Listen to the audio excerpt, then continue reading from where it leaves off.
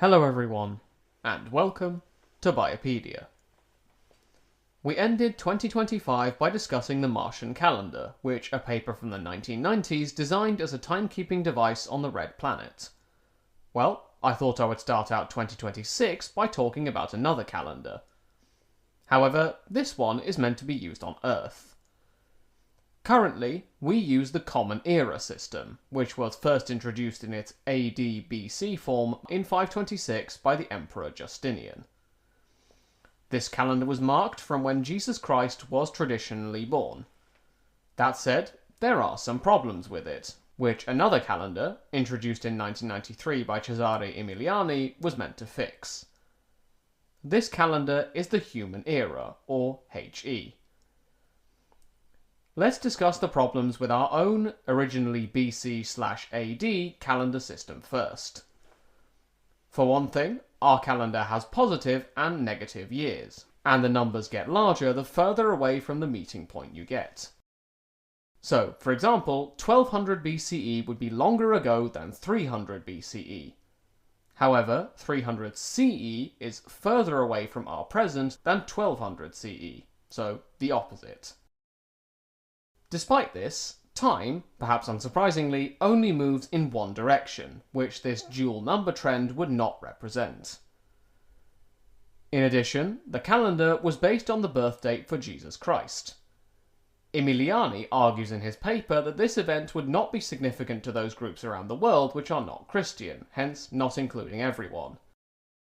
In addition to this, you can see in modern books that Jesus' birth is now listed in, let's say, about 4 BCE, so clearly the calendar does not fulfill its original function.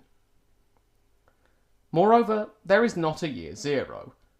This means you cannot calculate the time between things purely mathematically. Now, as an example, the time interval between 1.5 BCE and 1.5 CE, or put another way, the years 1.5 and negative 1.5, would, according to common sense maths, be 3 years. However, because there is no year zero, the interval is actually 1 year, which kind of gets us back to our problem of positive and negative time as opposed to time flowing in only one direction. So, Emiliani set about trying to fix those problems. As a result, he suggested that the beginning of quote-unquote time be set at midnight on the 1st of January 10,000 BCE. This is because human civilisations are supposed to have arisen around then.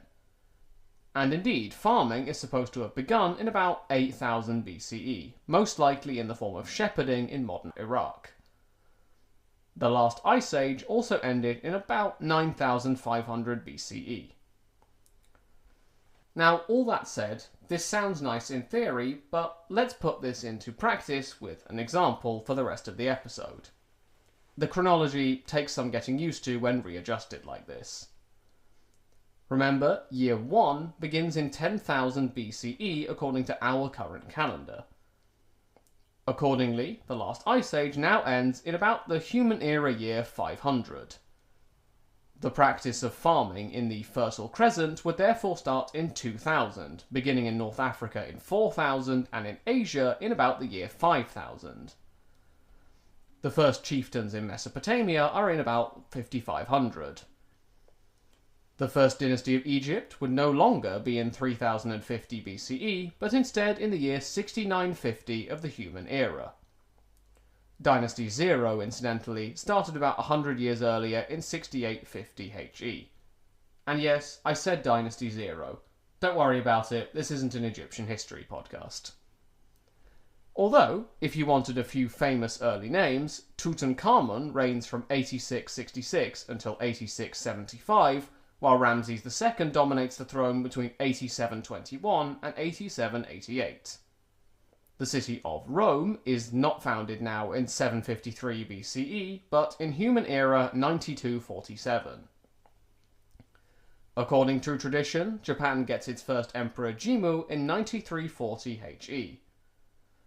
Alexander the Great dies in 9677, leaving his empire to be divided amongst his generals. Hannibal's defeat at the hands of Scipio Africanus comes not in 202 BCE anymore, but instead in 9798 of the Human Era. And a few years earlier, in 97-79, Qin Shi Huangdi unifies China under the short-lived Qin dynasty. Julius Caesar lived between 9900 and 9956 before being assassinated on the Senate floor, with the Roman Empire being born from the resulting carnage under Augustus in 9973. From here on in, the dates get considerably easier to convert, as the CE or positive years under the Common Era system just need 10,000 to be added to them to be converted into Human Era. With that in mind, the Roman Empire reaches its absolute territorial height in 10,117 before the West falls in 10,476. The traditional date given for St. Peter's death would be 10,064, with Jesus himself being crucified around 10,033. Moving a few centuries on, the revelations that will become Islam arrive, according to tradition, in 10,610 of the Human Era. Charlemagne is crowned as Holy Roman Emperor by Pope Leo III on the 25th of December 10,800, while William the Conqueror takes control of England in 11,066. Constantinople falls to the Ottomans in 11,453, the French Revolution comes in 11,789, Russia and China both lose their respective dynasties in 11,912 and 11,917, and finally, taking us into the current 121st century of the Human Era, Pope John Paul II dies in 12,005. So, there you have it. This, albeit whistle-stop and far from complete tour of history, shows us one example of how we might redefine our relationship with time and the human species' perception of it by employing a different calendar system than the traditionally used Common Era. It's something a little bit different, but you can consider this an informal part 2 to our Martian calendar, and I hope you nonetheless enjoyed it. So, that brings us to the end of today's episode. As always, thank you all for listening. Feel free to get in touch at the show's email address if you have any questions, comments, or topic suggestions for future episodes. And until next time, have a great week, everyone.